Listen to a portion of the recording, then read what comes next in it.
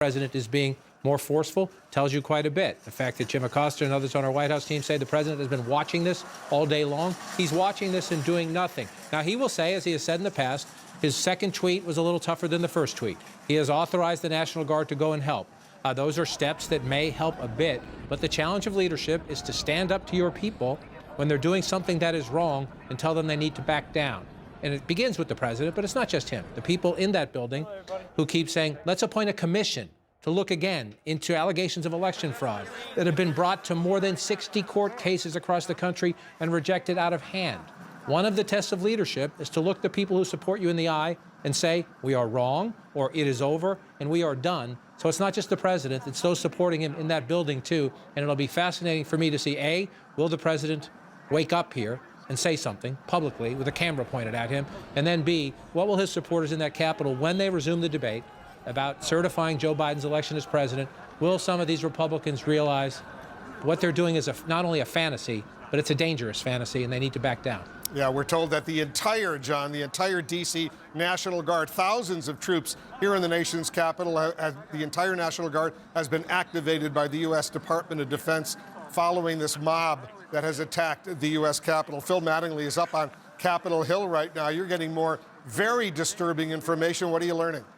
Yeah, Wolf, I was talking with a couple sources aligned with the Capitol Police who were trying to kind of walk me through what's occurred over the course of the last hour and a half. And in the words of one, they were, quote, simply overwhelmed. They did not expect that the outline barriers, the ones that are about 100 yards away from the Capitol building, would be breached. Once those were breached, they were stunned that the protesters, in the words of this individual, that the protesters actually walked up the steps on both the House side, on the Senate side, and the center steps, and then were willing to break through the windows. Now, what's been going on inside the Capitol is a couple of things. The first priority for the Capitol Police and for law enforcement inside was to secure leadership, make sure they are in a safe place. I'm told they are in a safe place, the leadership as well as the Senate Pro Tem, Chuck Grassley. I'm also told that based on everything that I've been talking to up to this point, all lawmakers are safe as well. They are in an undisclosed location. We are going to keep it that way for the time being. Now, the process is what's been, I think, most unusual as the Capitol Police have tried to get their arms around this,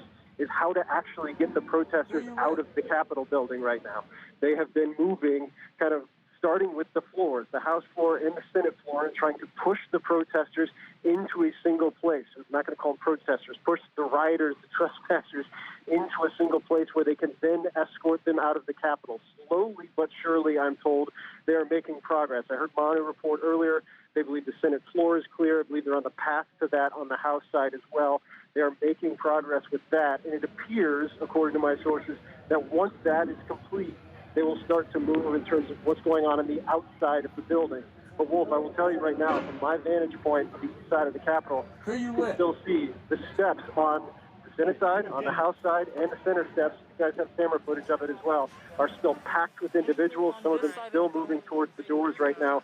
So as the words of one source of mine inside the Capitol, this is not under control yet, but we feel like we're starting to get our arms around it.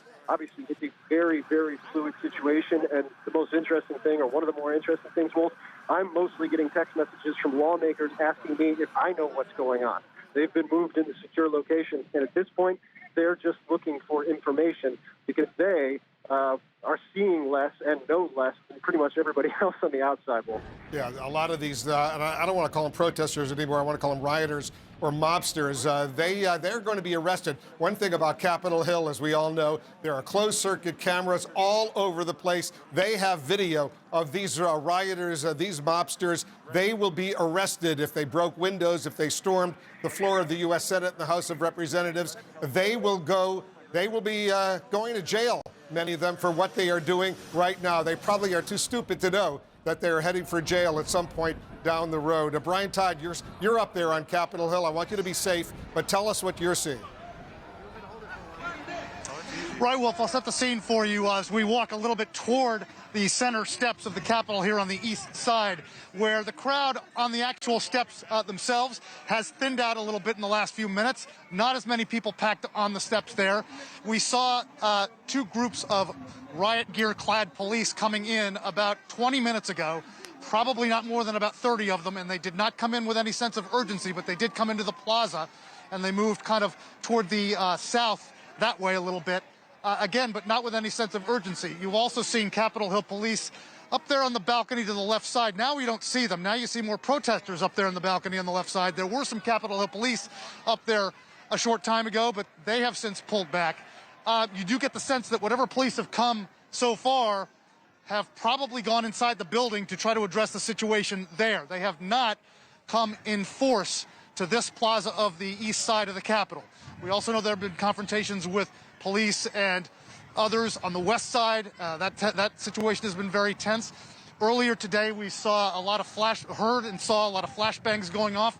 So that got very intense, as some people, as we've reported on CNN, have gotten injured as well, and at least one woman shot in the chest, very seriously injured. We also know that a police officer has been injured and taken to the hospital. But let's have our photojournalist Eddie Gross go past me here, and I can kind of set the scene too. Look, this was the most densely packed set of stairs. This is the center steps of the Capitol on the east front. And as you can see, still a lot of protesters there, and they don't seem to be too worried. They may get pushed out of there soon. We don't know.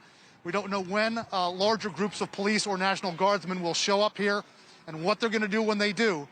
But we can tell you that this crowd has thinned out a little bit.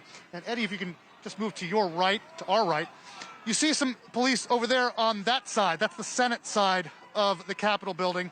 You see some police officers standing there. There were more people on that set of steps earlier too, and going almost up, toward the top. But they've kind of contained that group over there. There was another set of protesters here on the House side steps. And Eddie, let's go forward here a little bit. All right, hold on a minute, Brian. The president-elect is about to speak. It's an inconvenience, but I'm sorry for the reason I've delayed coming out to speak to you. I initially was going to talk about the economy, but all of you have been watching what I've been watching. At this hour, our democracy is under an unprecedented assault, unlike anything we've seen in modern times. An assault on the citadel of liberty, the Capitol itself. An assault on the people's representatives and the Capitol Hill police, sworn to protect them, and the public servants who work at the heart of our republic. An assault on the rule of law like few times we've ever seen it. An assault on the most sacred of American undertakings, the doing of the people's business. Let me be very clear. The scenes of chaos at the Capitol do not reflect a true America, do not represent who we are. What we're seeing are a small number of extremists dedicated to lawlessness. This is not dissent. It's disorder. It's chaos. It borders on sedition. And it must end now. I call on this mob to pull back and allow the work of democracy to go forward. You've heard me say before in different contexts, the words of a president matter, no matter how good or bad that president is. At their best, the words of a president can inspire. At their worst, they can incite. Therefore, I call on President Trump to go on national television now to fulfill his oath and defend the Constitution and demand an end to this siege, to storm the Capitol, to smash windows, to occupy offices, the floor of the United States Senate, rummaging through desks, on the Capitol, on the House of Representatives, threatening the safety of duly elected officials. It's not protest, it's insurrection. The world's watching. Like so many other Americans, I am genuinely shocked and saddened that our nation so long the beacon of light and hope for democracy, has come to such a dark moment. Through war and strife, America's endured much. And we will endure here, and we will prevail again, and we'll prevail now. The work of the moment and the work of the next 4 years must be the restoration of democracy, of decency, honor, respect, the rule of law, just plain, simple decency. The renewal of the politics. It's about solving problems, looking out for one another, not stoking the flames of hate and chaos. As I said, America's about honor, decency, respect, tolerance. That's who we are. That's who we've always been. The certification of the Electoral College vote is supposed to be a sacred ritual, which we affirm. The purpose is to affirm the majesty of American democracy. But today's reminder, a painful one, that democracy is fragile, and to preserve it requires people of goodwill, leaders with the courage to stand up, who are devoted not to the pursuit of power, or the personal interest pursuits of their own selfish interest at any cost, but of the common good. Think what our children watching television are thinking. Think what the rest of the world is looking at. For nearly 2.5 centuries, we, the people, in search of a more perfect union, have kept our eyes on that common good. America is so much better than what we've seen today. Watching the scenes from the Capitol, I was reminded, as I prepared other speeches in the past, I was reminded of the words of Abraham Lincoln in his annual message to Congress, whose work has today been interrupted by chaos. Here's what Lincoln said. He said, "We shall nobly save or merely lose the last best hope on earth." Went on to say, "The way is plain, peaceful, generous, just.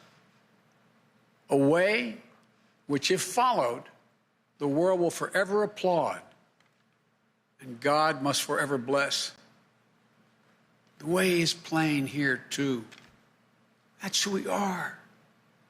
It's the way of democracy, of respect, of decency, of honor,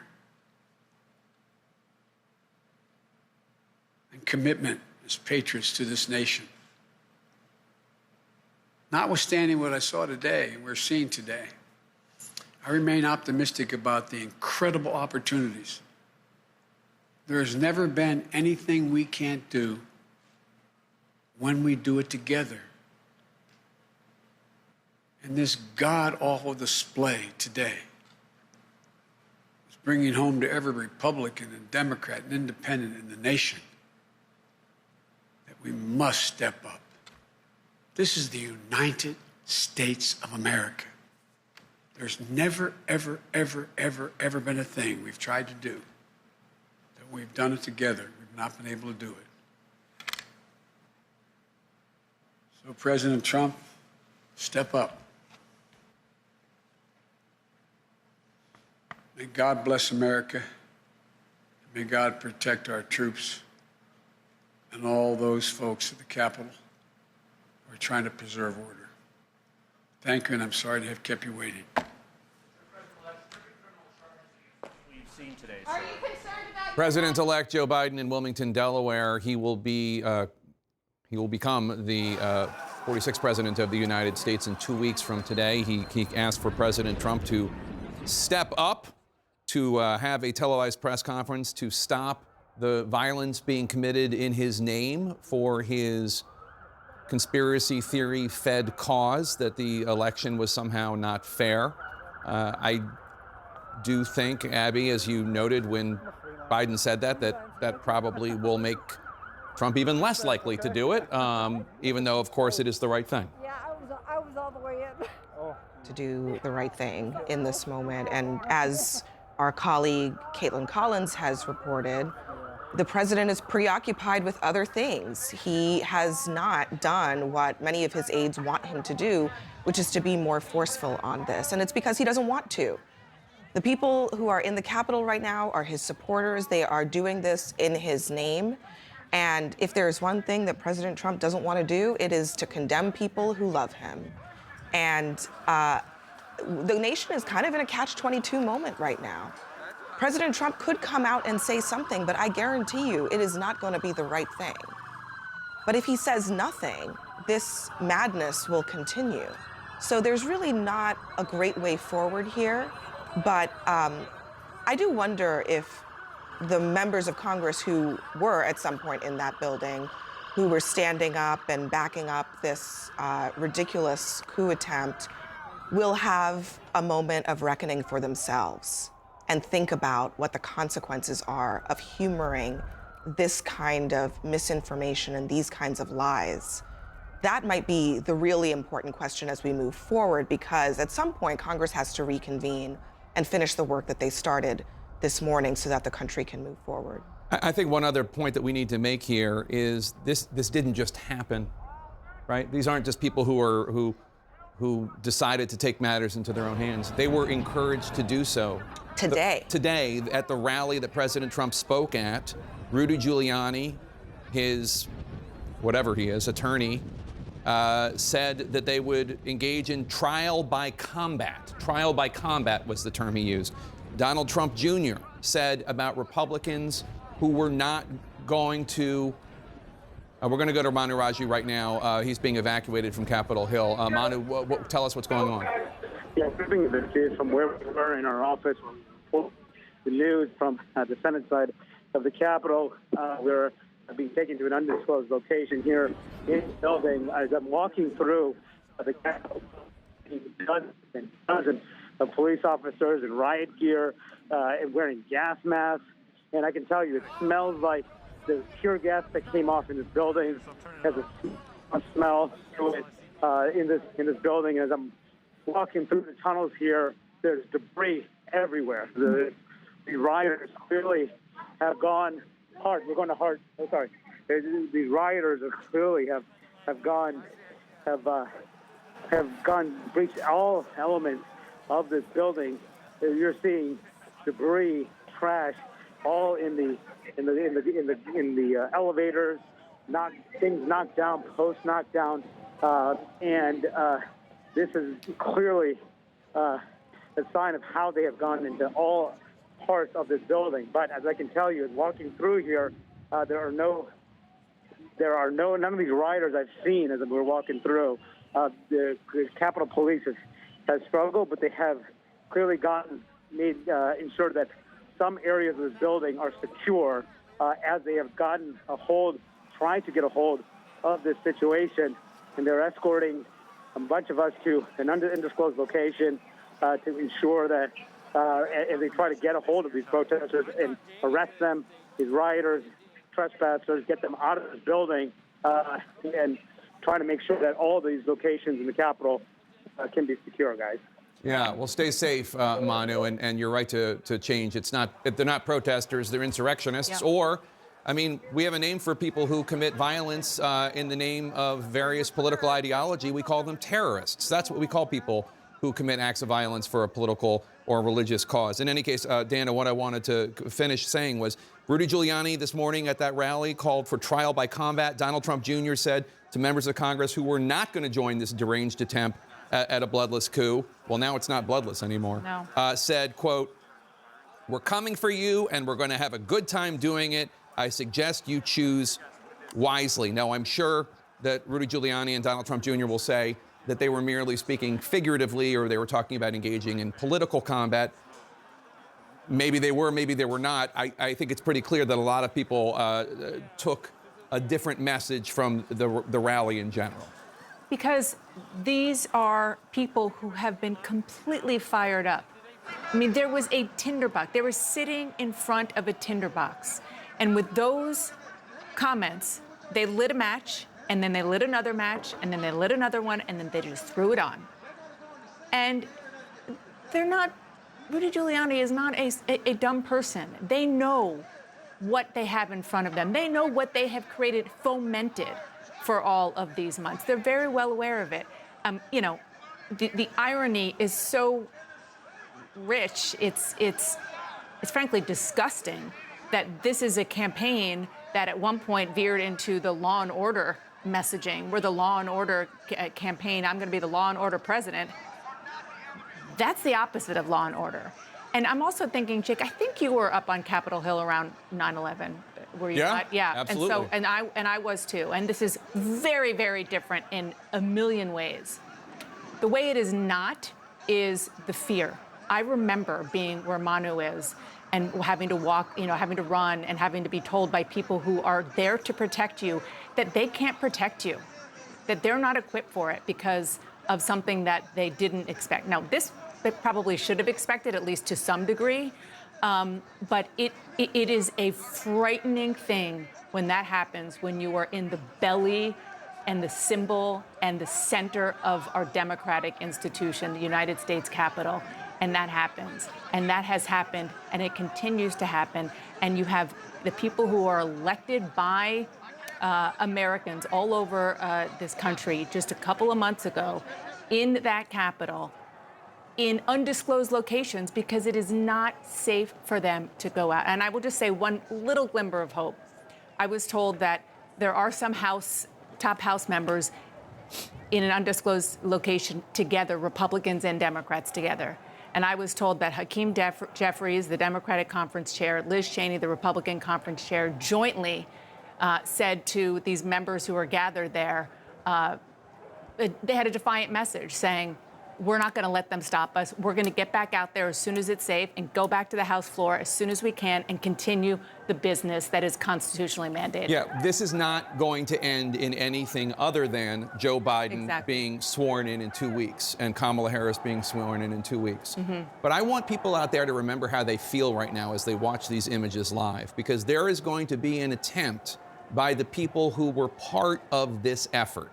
President Trump, House Minority Leader Kevin McCarthy, Senator Ted Cruz, Senator Hawley, etc. There is going to be an attempt to whitewash what's going on right now. President Trump has delivered a message. It has been taped, and we are going to bring that to, are we ready to go with that live right now? Okay, we're going to go to that right now. Here's a message from President Trump. I know your pain. I know you're hurt.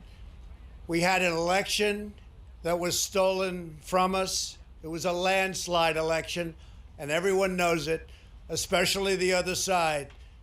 But you have to go home now. We have to have peace. We have to have law and order. We have to respect our great people in law and order. We don't want anybody hurt. It's a very tough period of time. There's never been a time like this where such a thing happened, where they could take it away from all of us. From me, from you, from our country. This was a fraudulent election, but we can't play into the hands of these people. We have to have peace. So go home. We love you. You're very special. You've seen what happens. You see the way others are treated that are so bad and so evil. I know how you feel, but go home and go home in peace.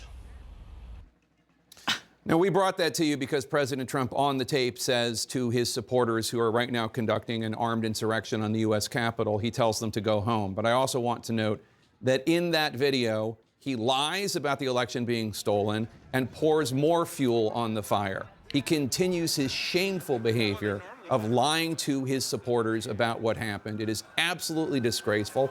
I hope they listen to the part in which he said for them to go home.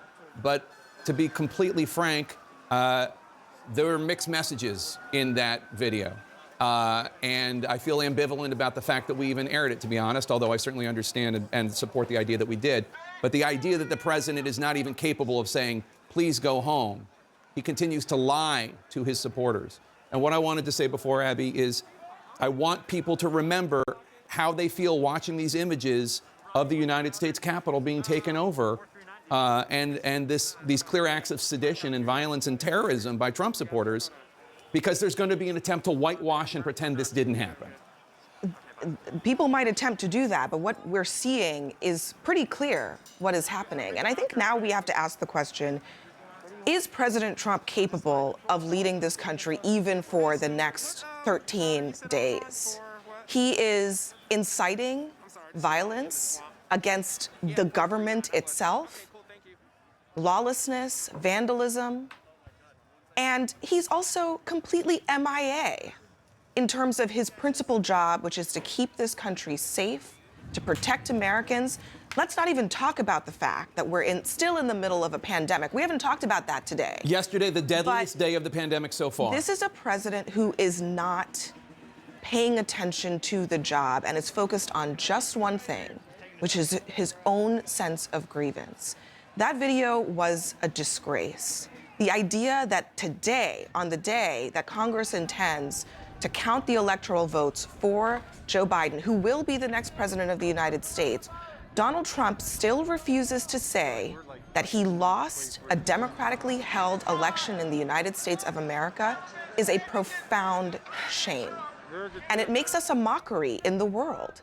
As we go around the world talking about democracy, we have a president who is inciting violence at the Capitol and won't acknowledge that he lost an election.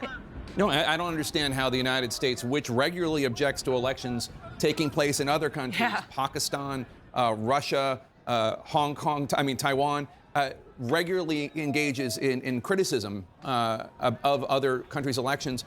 What is Senator Hawley or Senator Cruz going to say when Vladimir Putin says it's interesting that you're faulting us for this because you yourself objected to an election and you yourself helped inspire an armed insurrection on Capitol Hill?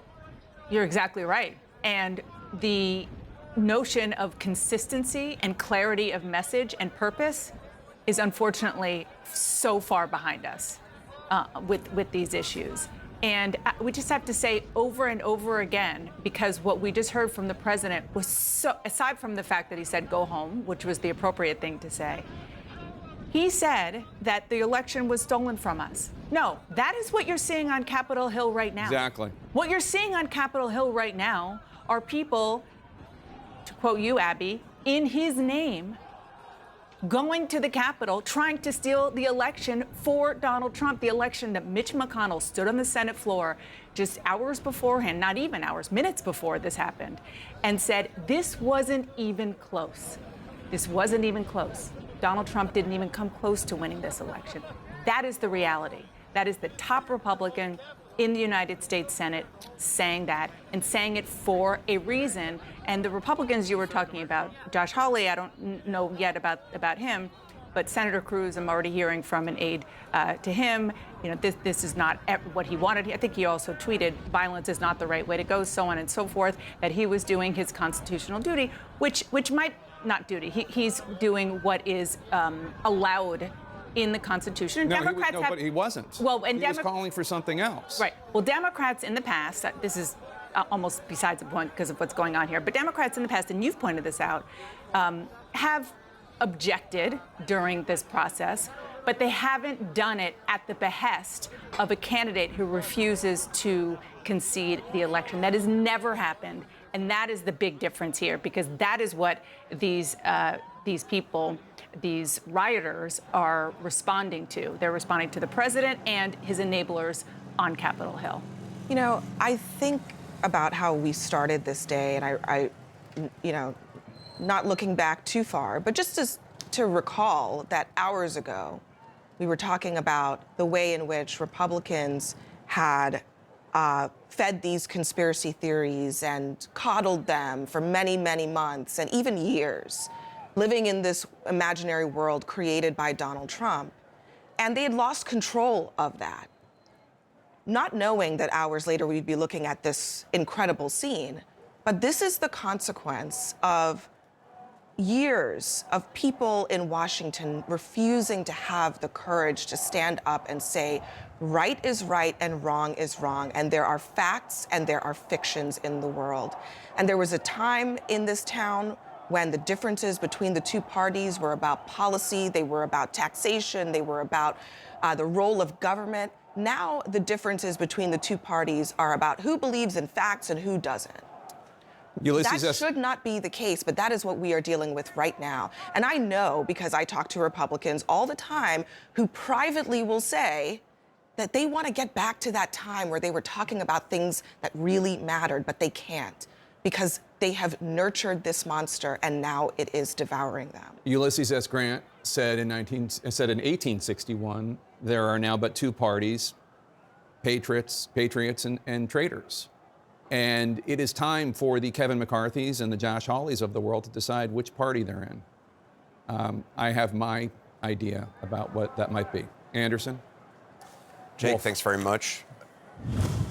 We to say in the midst of all of this horrendous news that's going on here in Washington, something that none of us ever expected we would see in the nation's capital. I just want to make it official right now. CNN can now project that the Democrats will be the majority in the U.S. Senate. John Ossoff, the Democratic candidate in Georgia, he is defeating David Perdue, the Republican candidate.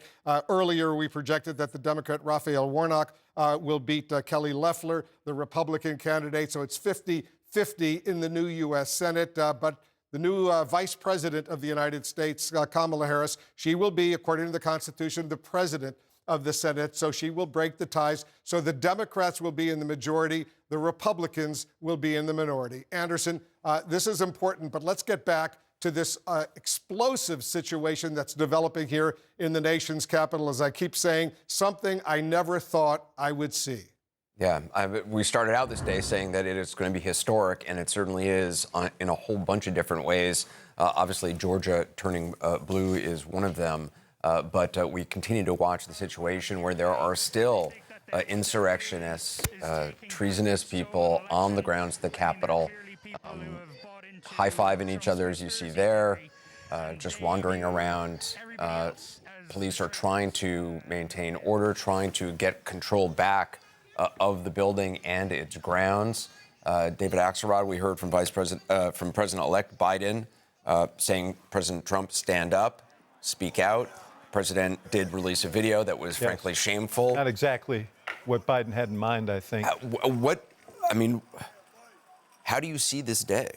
Well, you know, first of all, let me say about Biden's remarks, it underscores what we've seen since the election, because basically Donald Trump has resigned the presidency as of his election. He's just been working on this project of persuading people that the election was stolen from him, as we've dealt with a pandemic, a cyber attack from Russia, and many other problems. He's been running a grift while people are dying. And in each instance, Biden has stood up and played the role that people expect a president to play, and he did it again today and said the things that you would expect a president of the United States to say. As for the president's video, Dana was exactly right.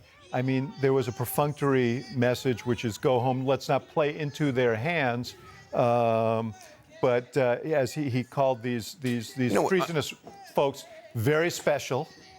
And he repeated the idea that the election was stolen from us, stolen from you, stolen from our country. That is the jet fuel that is propelling this insurrection at the Capitol, this lie, and he just used the video to repeat it again. Can I just say, we're watching these images of people, some of them leaving the Capitol grounds, wandering back, high-fiving each other, smiling, quite pleased with themselves for what they have done today, and it's truly just outrageous and pathetic. Each of these people should be shamed for what they have done today. We should look at their faces, and if I was standing on that street, look at them. They're high-fiving each other for this deplorable display of completely unpatriotic, completely against law and order, completely unconstitutional behavior. It's stunning, and they're going to go back, to the Olive Garden and to the Holiday Inn that they're staying at in the Garden Marriott, and they're going to have some drinks, and they're going to talk about the great day that they had in Washington, and they really did something and stand up for something. And they stood up for nothing other than mayhem. And a man who is in the despicable waning days of a failed presidency. Where are the arrests?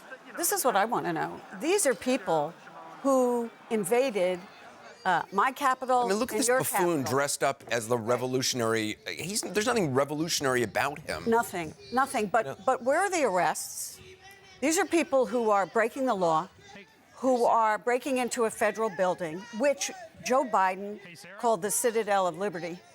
And the President of the United States spoke about not at all. Didn't talk about the Capitol, didn't talk about the importance of the Capitol. He certainly wasn't going to talk about the importance of what was going on in the Capitol because it was certifying Joe Biden's election and not his election.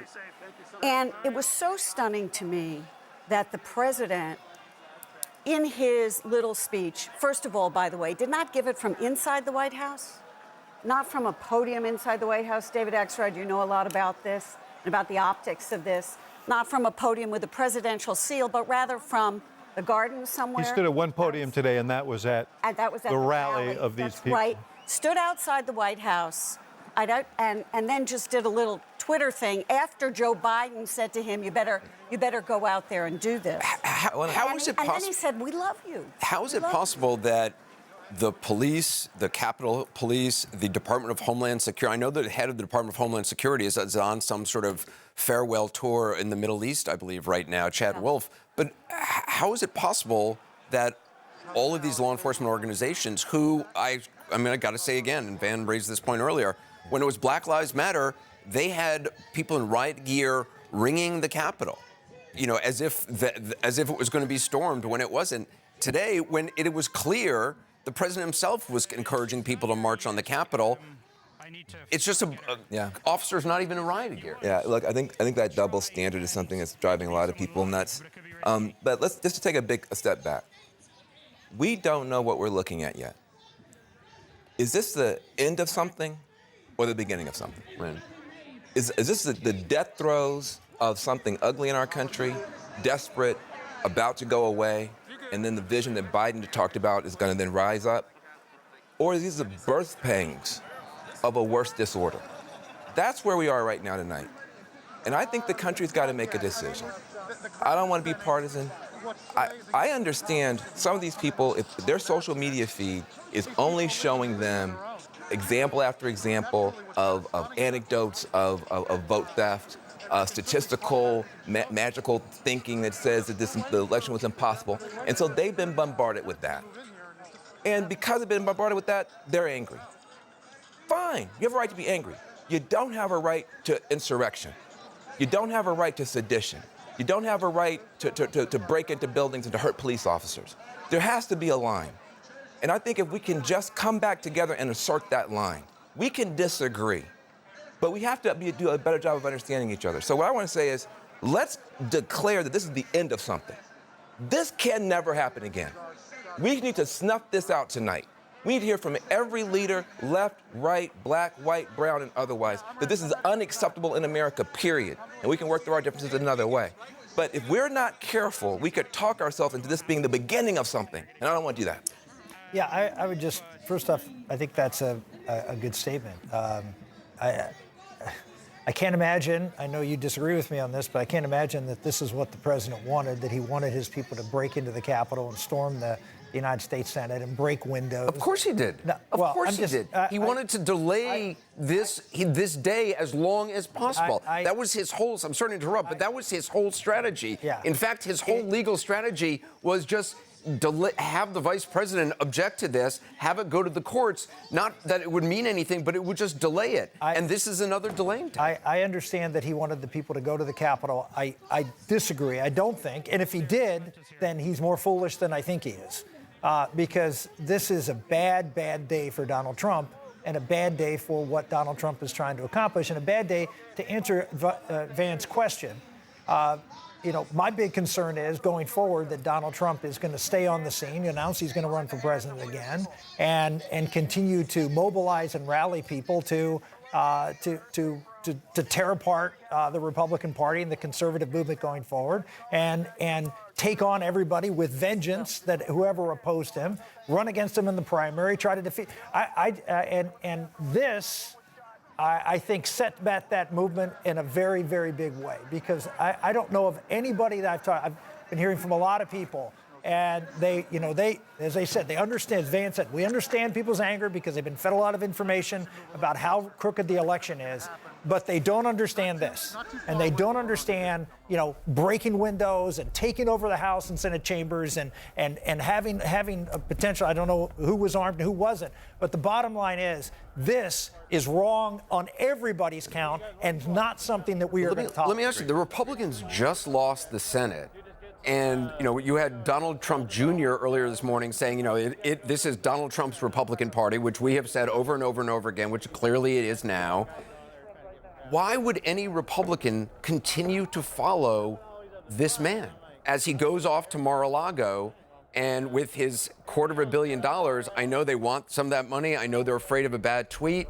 But, the GOP is becoming like a nihilistic death cult if they follow him. Again, I think yesterday and today were two moments within the Republican Party that hopefully will give people in the party the opportunity to step back and say, do we want to sign this death pact? Well, because I believe it is a death pact. And you really think that people may be at that point? Well, I think so. Look, I'm hearing from a lot of people, and what I'm hearing is that we didn't sign up for this. Yeah. And this is not acceptable, and we're not going to play along. And we need to support that. I know, Gloria, you're trying again. I just want to say, let's try to create a glide path for people who want to break away from this. In other words, I think people have been saying it different ways. I just want to say it explicitly, clearly. If you want more of this, sign up for it. But if you don't, you need to be with... Well, what did Ted Cruz and Josh Hawley do now? Exactly. Okay, what do they do now? The fact that they haven't said, okay, you know what, we'll come back, maybe we need to reconsider this, because this is what they are doing Donald Trump's bidding here.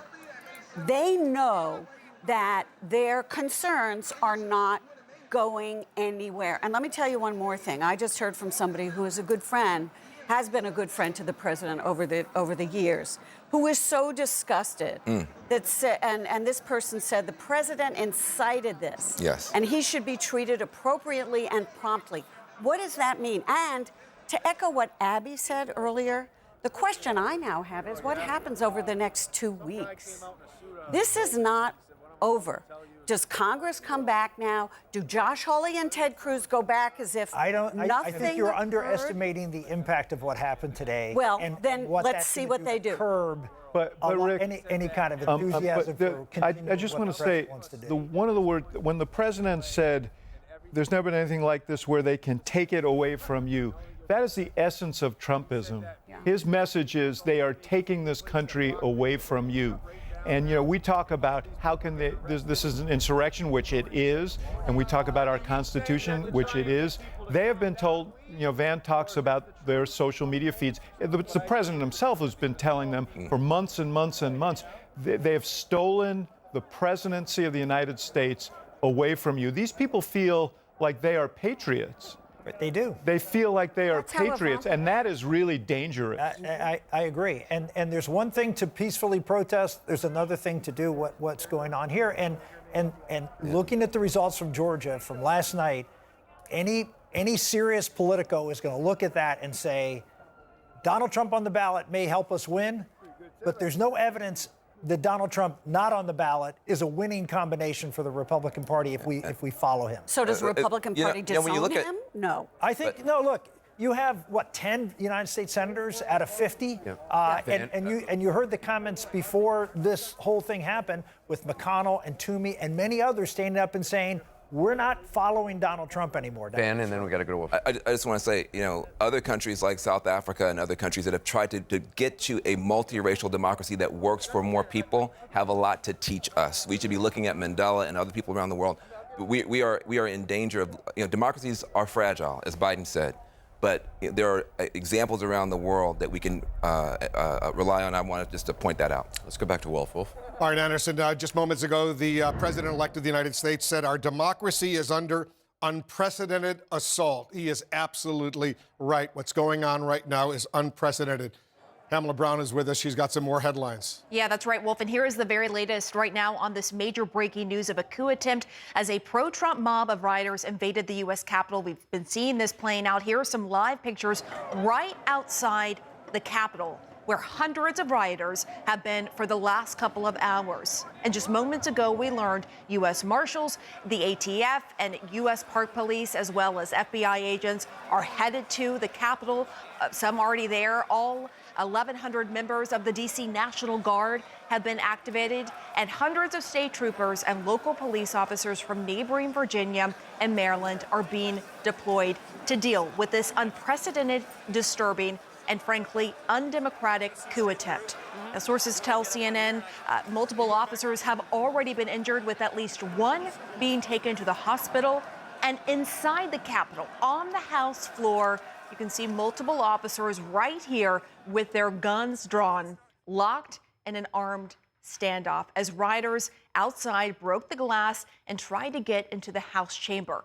The members of Congress eventually evacuated, some currently at an undisclosed location.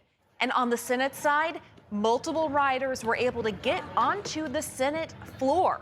Senators had just been debating an objection to the electoral vote count. And you can see them in this video roaming the floor where lawmakers were debating earlier today. And at one point, a Trump supporter stood on the platform there where Vice President Mike Pence had been minutes earlier. Look at this. Also at the Capitol, a source tells CNN one woman is in critical condition after being shot in the chest on Capitol grounds. We do not know where exactly this happened or who shot her. Wolf? Yeah, these are really, really awful situations that are unfolding and continuing, by the way. Right now, Alex Marquardt is just outside the Capitol for us. Alex, where exactly are you and what are you seeing? Hey there, Wolf. Well, we are on the northeastern side of the Capitol, on the Senate side that Pamela Brown was just talking about. And the situation that we're seeing right here might be best described as a standoff. It's been a bit of a status quo for about the last hour here. What you're looking at there is the northern side of the Capitol. Hundreds of rioters, of insurrectionists, as we've been calling them, gathering on the edge of the Capitol building. We did hear a number of bangs just a short time ago that did sound like flashbangs and movement from these rioters, which would indicate that they are, to some extent, and to a very small extent, Wolf, getting pushed back by law enforcement. We do see some law enforcement. I'm going to ask my cameraman, Ronnie McRae, to point up at the steps on the Senate side. You can see a line of police there. I'm not sure what agency they're from, whether they're Capitol Police or Metropolitan Police, but just a little ways farther down, you can still see that there are those rioters on the steps. So this is a face-off between the law enforcement and the rioters here. We have seen riot police showing up. Sir, I'm on TV. We have seen law enforcement show up over the course of the past 2 hours, but so far there has been no serious response by law enforcement just yet. Wolf, as you know, a curfew will go into effect in around an hour's time. There is no indication right now that these protesters have any inclination of going anywhere. There's no indication that they had heard the message from the president to go home. And I just want to highlight one thing that our colleague Anderson Cooper said. Back in last summer, when the president walked over to St. John's Church and had that entire area cleared out, those protesters were doing far less than something like storming the Capitol. And so far, we have seen very little in terms of response from law enforcement. Wolf? All right, I want you to be careful over there. I know it's going to be dark very, very soon. I'm really worried about what's going to happen once it's dark outside. Pete Muntean is also just outside the U.S. Capitol. Pete, where are you? What are you seeing?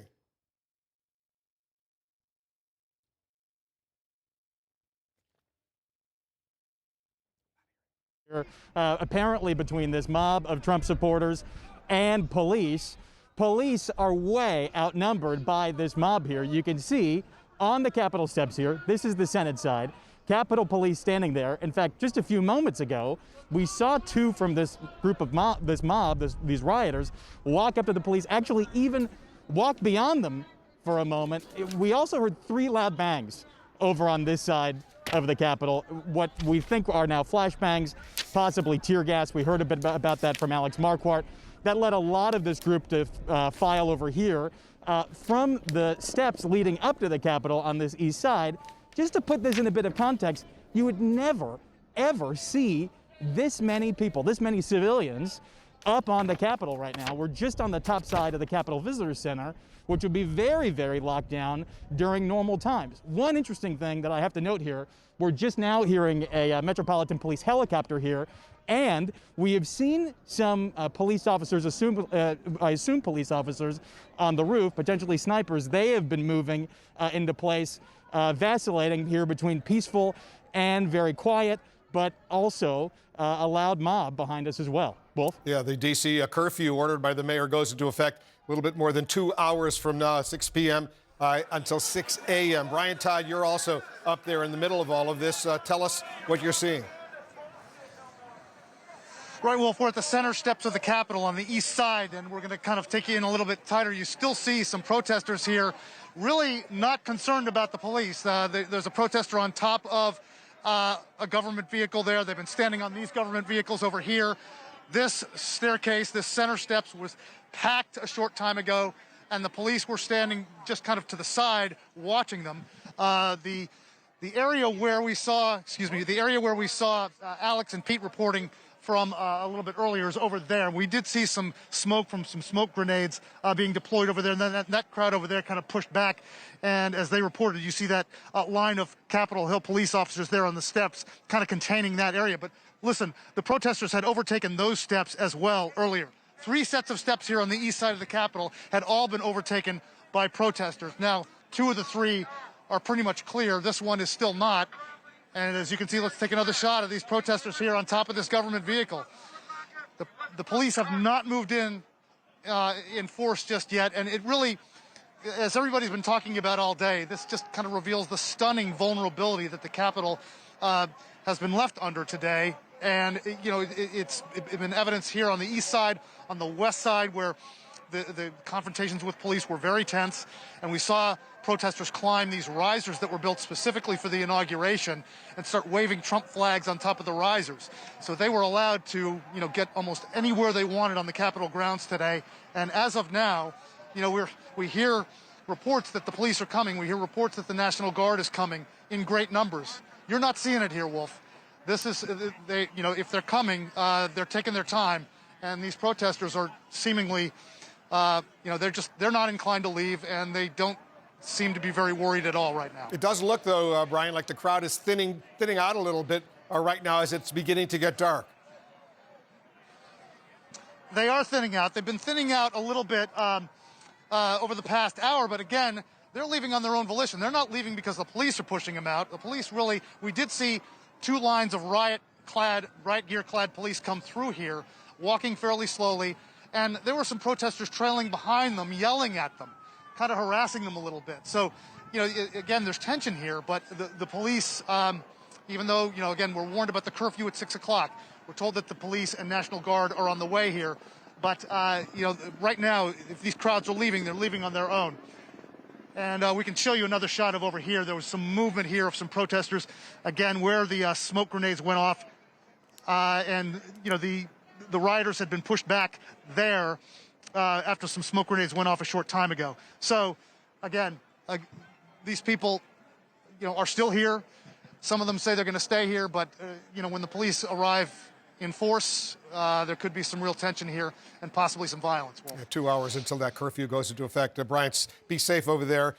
Be careful. The former D.C. police chief, Charles Ramsey, who was also the police commissioner in Philadelphia, is joining us right now. It's 1 hour from now, a little bit more than 1 hour from now. Chief Ramsey, you were the police chief here in the nation's capital. What do you think about this decision to have a curfew from 6 p.m. until 6 a.m.? Well, I mean, it's a good move. These folks aren't going to pay any attention to it, though. But, I mean, the mayor's got to do what she's got to do.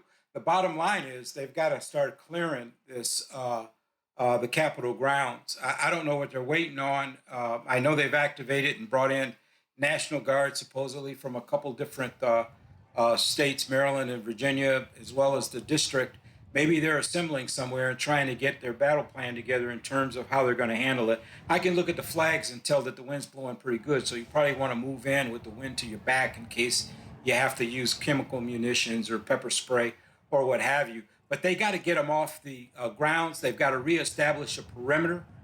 They've got to get them out of the building, and they need to get started as soon as they possibly can. Because the mayor, in her statement that was released, Chief Ramsey, said as far as this curfew is concerned, during the hours of the curfew, no person other than persons designated by the mayor shall walk, bike, run, loiter, stand, or motor by car or other mode of transport upon any street, alley, park, or other public place within the district. When you were the police chief, did you ever have a curfew like that? I don't recall. I mean, during the IMF World Bank, back in the early 2000s, there may have been a curfew. I just don't recall offhand, but nothing. We didn't handle anything like this. I mean, the Capitol Police got overwhelmed. There'll be a lot of people looking at what happened there.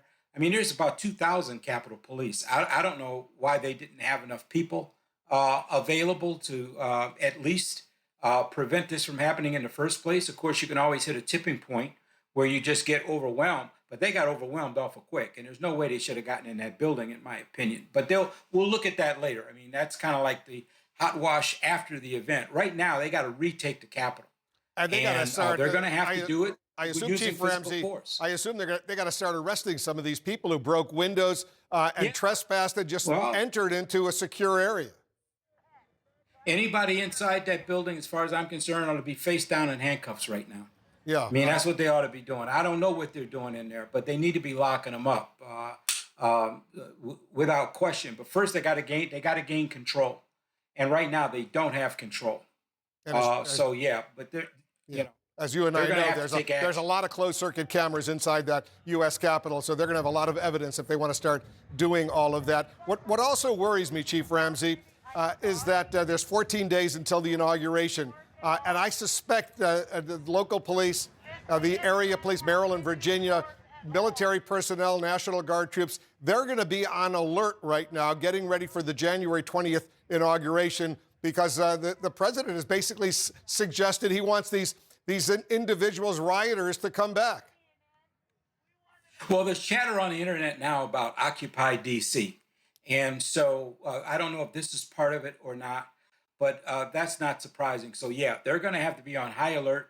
They're not going to be able to let these folks establish camps or anything like that. But their next challenge will be January 20th on the inauguration. But in the meantime, these next couple of days are going to be pretty dicey. And hopefully you don't get protesters show up that decide they're going to come out now in support of, Biden or what have you. I mean, this is a mess.